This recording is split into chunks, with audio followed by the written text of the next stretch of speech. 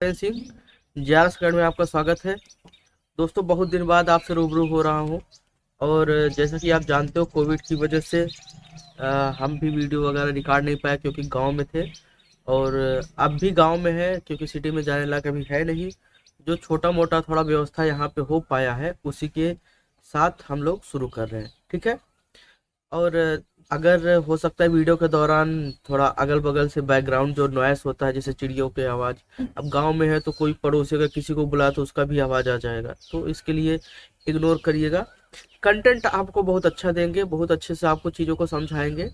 बस आप ध्यान लगा के समझिएगा। आपको पढ़ाई से मतलब है, कहाँ क्या कौन क्या बोल रहा है इससे मतलब नहीं है, ठीक है।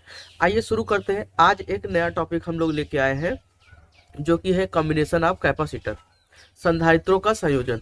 अगर देखा जाए तो कभी कभी यूपी बोर्ड में यहाँ से क्वेश्चन बनता है, एक कॉम्बिनेशन दे देगा और उसका जो क्या कहते हैं तुल्य धारिता होता है उसको निकालना पड़ेगा, ठीक है, जिसे इक्विवेलेंट कैपेसिटेंस कहेंगे, ठीक है। टोटल जो धारिता होगा उसे हमें क्या करना पड़ेगा, निकालना पड़ेगा। आइए हम लोग शुरू करते हैं। जैसा कि आप जानते हो दोस्तों कि जो कॉम्बिनेशन ऑफ कैपेसिटर क्या होता है, कॉम्बिनेशन कॉम्बिनेशन का मतलब होता है कि जैसे ये पहला प्लेट कैपेसिटर है, ये आपका एक संधारित्र है, इसकी धारिता कितनी है C। अगर आवेश यहाँ से गया Q तो इसका विभव क्या होगा V। तो इसके बीच में जो रिलेशन बनेगा Q बराबर C इंटू क्या होगा, V होगा। आप जानते हैं, बहुत अच्छे तरीके से आप लोग पढ़े हो। और यहाँ पे कॉम्बिनेशन मतलब हमारे पास दो संधारित्र है, दो या दो से अधिक संधारित्र है, उनको जोड़ देना ही। जैसे हमारे पास ये तीन संधारित्र है, इसकी धारिता C1, इसकी C2 और इसकी C3, इनको आपस में जोड़ देना ही क्या कहलाता है, कॉम्बिनेशन ऑफ कैपेसिटर कहलाता है, संधारित्रों का संयोजन कहलाता है, ठीक है दोस्तों। अब हम बात करते हैं कि कितने प्रकार का होता है। ये दो प्रकार का होता है। पहला होता है सीरीज कॉम्बिनेशन, सीरीज कॉम्बिनेशन, और दूसरा जो होता है वो होता है parallel combination, parallel combination, parallel combination, श्रेणी क्रम संयोजन और समांतर क्रम संयोजन, ठीक है। अब यहाँ पे बात करते हैं कि सीरीज और पैरेलल कॉम्बिनेशन क्या होता है। आइए हम लोग इसको डिटेल में समझ लेते हैं। जैसे हमारे पास ये तीन अलग अलग संधारित्र हैं, ठीक कहते हैं, और इनकी जो धारिता है वो C1, C2 और ये C3। इनको सीरीज में मतलब ये प्लेट है, ये प्लेट है, ये इसका पहला प्लेट है और ये दूसरा प्लेट है। कोई भी संधारित्र में दो प्लेटें होती है, ये इसका पहला प्लेट है और ये दूसरा प्लेट है। हम जब भी कॉम्बिनेशन बनाते हैं, सीरीज कॉम्बिनेशन बनाते हैं, श्रेणी क्रम संयोजन बनाते हैं, तो हमेशा पहले संधारित्र के दूसरे वाला प्लेट, ये पहला संधारित्र है, इसका जो दूसरा प्लेट है, दूसरे के प्लेट से दूसरे वाले जो संधारित्र है उसके पहले प्लेट के जोड़ते हैं। फिर से समझिएगा, ये हमारा क्या है, दूसरा संधारित्र C2 और ये C1। ये इस संधारित्र का ये कौन सा प्लेट है, दूसरा, इसका कौन सा है, पहला। तो दोनों को आपस में जोड़ दिया, यही कॉम्बिनेशन क्या कहलाएगा, हमेशा सीरीज कहलाएगा। मतलब एक के बाद एक प्लेट को हम जोड़ते हैं सीरियल में, तो उसे हम लोग कहेंगे सीरीज कॉम्बिनेशन। और जो सीरीज कॉम्बिनेशन होता है उसमें आवेश का ये इस एक छोर से दूसरे छोर, मतलब एक इंड से दूसरे इंड तक जाने के लिए जो रास्ता होगा वो क्या होगा, सेम। अगर आवेश यहाँ से Q गया है तो यहाँ से भी Q ही जाएगा और यहाँ से भी Q जाएगा और यहाँ पे भी क्या मिलेगा, Q मिलेगा। समझ में आ गया। ये कौन सा कॉम्बिनेशन है, ये सीरीज कॉम्बिनेशन है, ठीक है। अब हम देखते हैं पैरेलल कॉम्बिनेशन क्या होता है। जैसे इसमें दूसरे के पहले को जोड़ते हो, दूसरे प्लेट से अगले वाले संधारित्र के पहले प्लेट को जोड़ते हो, इसमें क्या होगा, सभी संधारित्र के पहले प्लेट से पहले प्लेट को, दूसरे प्लेट से दूसरे प्लेट को हम क्या कर देते हैं, जोड़ देते हैं। ये हमारा बन गया कौन सा, समांतर क्रम संयोजन, ठीक है। ये हमारा पहला प्लेट है, पहले प्लेट का पहला, ये हमारा पहला प्लेट है, पहले संधारित्र का पहला प्लेट, ये दूसरे संधारित्र का पहला प्लेट, ये तीसरे संधारित्र का पहला प्लेट। पहले वाले से सभी के पहले को हमने क्या कर दिया है, जोड़ दिया है, और दूसरे वाले से हमेशा दूसरे को जोड़ा है, ठीक है। यही जो कॉम्बिनेशन बना, यही हमारा क्या बन गया, समांतर क्रम संयोजन, ठीक है। ये हमारा समांतर क्रम संयोजन बन गया। अब यहाँ पे बात करते हैं इसका जो डेरिवेशन वगैरह है। डेरिवेशन तो आप लोग बहुत अच्छे तरीके से जानते हैं। हम केवल और केवल यहाँ पे एक रिवीजन करा रहे हैं ताकि न्यूमेरिकल हम इस पर बना सके, प्रैक्टिस कर सके। अगर बच्चा देखे यहाँ से सीरीज कॉम्बिनेशन देखे, सीरीज कॉम्बिनेशन, अगर हम सीरीज कॉम्बिनेशन देखें, सीरीज कॉम्बिनेशन को देखें तो यहाँ से क्या होगा, हमने एक ये प्लेट लिया, ये C1 C2 C3, C1 C2 C3, और इसको हमने एक बैटरी से क्या कर दिया, कनेक्ट कर दिया। हमने इसको एक बैटरी से क्या कर दिया, जोड़ दिया। ये बैटरी का प्लस सिरा और ये माइनस।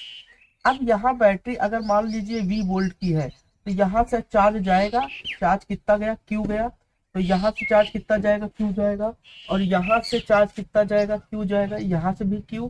इसका मतलब हम कह सकते हैं सीरीज कॉम्बिनेशन में आवेश समान होता है। आवेश क्या होता है, समान होता है। सभी प्लेटों में जो आवेश होता है वो समान होता है। इसका मतलब जो हमारा चार्ज Q है वो क्या है, कांस्टेंट है।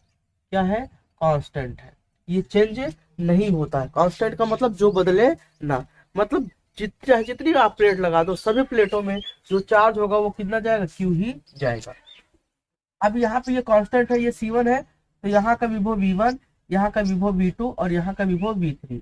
इसका मतलब विभव आपका कांस्टेंट नहीं होता है। हम लोगों ने एक चीज पढ़ा है, Q बराबर C इंटू V पढ़ा है, ठीक है। अगर यहाँ से देखा जाए C को आप इधर लाओ तो Q अपान C बराबर क्या हो जाएगा, V। Q क्या है, कांस्टेंट है। Q क्या है, कांस्टेंट है। अगर Q कांस्टेंट है तो V, देखो कांस्टेंट और ये बराबर का चिन्ह हटाओगे तो प्रोपोर्शनल आएगा, तो V इनवर्सली प्रोपोर्शनल क्या हो जाएगा, C। मतलब इसके बीच में जो रिलेशन बनता है ये वाला बनता है, ठीक है। और इसी आधार पे आप लोग जानते थे, अगर ये है इसकी जो तुल्य धारिता होगा 1/C बराबर 1 क्या होगा, C1 होगा, 1/C1 plus 1/C2 plus 1/C3। ये इसकी क्या हो जाएगी, तुल्य धारिता, ठीक है। ये हार्मोनिक सम होता है, इसे क्या कहेंगे, हार्मोनिक सम। ये आपका हार्मोनिक सम है, ठीक है। और इसी को हम लोग CS भी लिख सकते हैं, CS मतलब सीरीज कॉम्बिनेशन, ठीक है। इसी को हम इक्विवेलेंट कैपेसिटेंस कहते हैं, तुल्य धारिता बोलेंगे। इसी को क्या बोलेंगे, तुल्य धारिता, ठीक है। क्या बोलेंगे, तुल्य धारिता। ये हमारा क्या है, सीरीज कॉम्बिनेशन, ठीक है। उम्मीद करता हूँ ये चीज आपको समझ में आया होगा।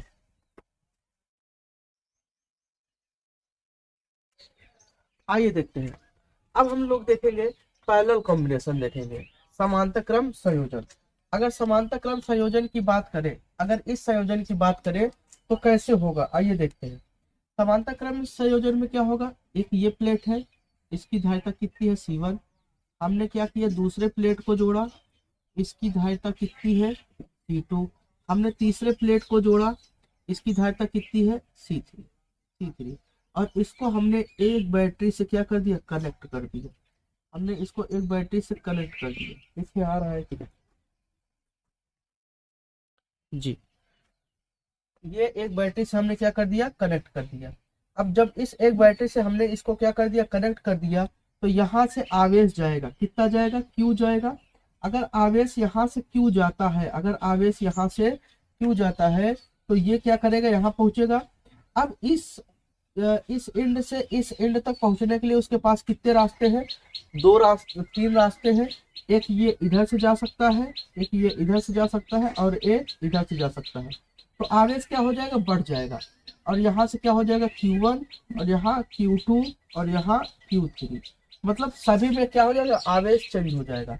इसका मतलब हम कह सकते हैं कि आवेश इसमें क्या होता है, आवेश समान नहीं होता है, आवेश समान नहीं होता है, या आवेश अलग अलग होता है। लिख सकते हैं आवेश अलग अलग होता है।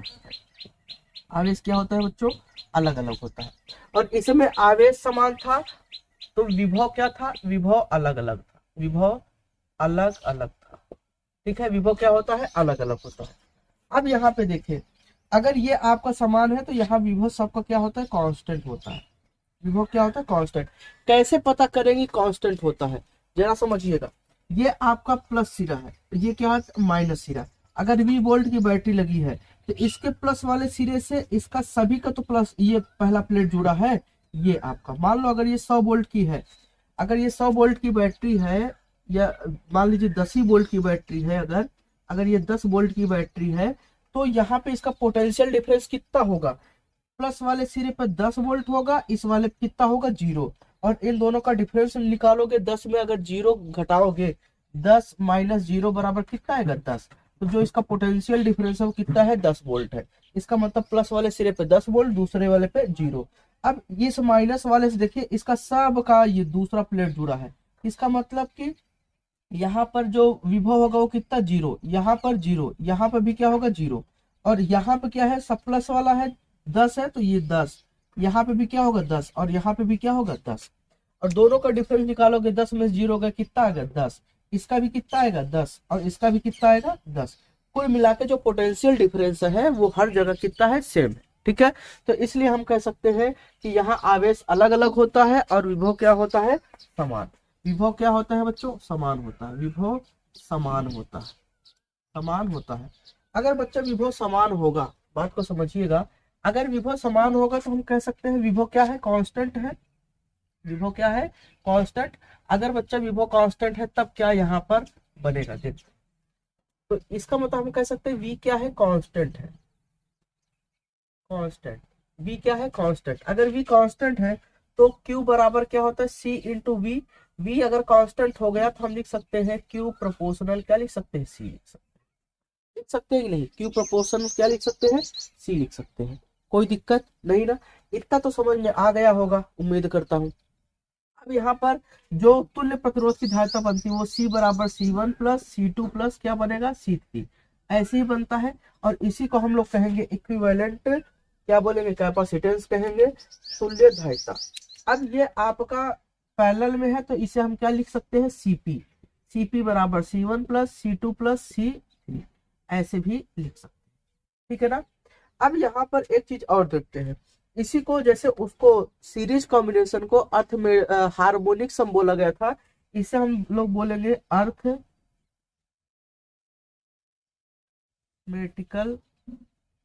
अर्थमेटिकल, क्या बोलेंगे, अर्थमेटिकल सम। क्लियर हो दोस्तों, तो ये इतनी चीज आपकी हो गई, कोई दिक्कत नहीं ना। तो इसी पे हमें क्या करना है, सवाल। लेकिन अब इस सवाल को बनाने से पहले कुछ कॉन्सेप्ट को और अच्छे से सीखते हैं। जैसे यहाँ पे तो कॉम्बिनेशन तो आप बना सकते हो, लेकिन बीच में कुछ चीजें और पूछ ली तब क्या करोगे आप। तो आइए उसके लिए देखते हैं। अब यहाँ पर अगर देखें बच्चों, जैसे हमारे पास क्या है कॉम्बिनेशन, अगर यहाँ पे हमने देखा सीरीज कॉम्बिनेशन, सीरीज कॉम्बिनेशन, और दूसरा हमने देखा पैरेलल कॉम्बिनेशन, पैरेलल कॉम्बिनेशन। एक हमने सीरीज कॉम्बिनेशन देखा और एक पैरेलल कॉम्बिनेशन। सीरीज कॉम्बिनेशन में हम लोगों ने देखा कि जो बी इनवर्सली प्रोपोर्शनल क्या था, सी था कि नहीं, बोलिए। और यहाँ पे हमने देखा कि सी इनवर्सली प्रोपोर्शनल क्या है, तो सॉरी सी प्रोपोर्शनल क्या है, क्यू है। ये हम लोगों ने देखा। अगर यहाँ से देखे बच्चा, हम कह सकते हैं, अगर इसको देखें तो हम अगर यहाँ पे इनवर्सली प्रोपोर्शनल का चिन्ह हटाए तो यहाँ पे एक कांस्टेंट के आ जाएगा, सी। अगर यहाँ से ले V1 बराबर तो के C1 हो जाएगा, V2 बराबर ले तो के C2 हो जाएगा, हो जाएगा। अब यहाँ से V1 अपान अगर हम V2 करें, अगर मैं यहीं से V1 अपान क्या कर दूं, V2 कर दूं, तो क्या हो जाएगा, के C1 बटे के C2। और आप बहुत अच्छे तरीके से जानते हैं कि ये जो C2 है ये कहाँ जाएगा, ऊपर जाएगा, और ये कहाँ आएगा, यहाँ पर आएगा। अगर ये चीज यहाँ पर आता है तो हम लिख सकते हैं V1 अपान V2 बराबर के C2 अपान के C1। के से के कट गया तो यहाँ से बचा V1 अपान V2 बराबर C2 अपान C1। ये चीज हम ले सकते हैं नहीं। ये एक बहुत जबरदस्त रिलेशन बना है और ये आपके आगे काम में आएगा। इसी चीज को हम ऐसे लिख सकते हैं, V1 अनुपाते V2 बराबर C2 अनुपाते C1। ये भी हम लिख सकते हैं और ये हमारे काम में आएगा। अभी जब हम न्यूमेरिकल को करेंगे तो यहाँ पे इस चीज को हमें देखने को मिलेगा, ठीक है ना। अच्छा, अब यहाँ पर देखते हैं पैरेलल कॉम्बिनेशन में देखते हैं। अगर यहाँ से आप प्रोपोर्शनल का चिन्ह हटाओगे तो यहाँ के क्यू आएगा, आएगा यहाँ पे के इंटू क्यू आएगा। अगर यहाँ पे हम C1 ले तो के Q1 होगा, क्योंकि के बदलेगा नहीं, Q बदल जाएगा।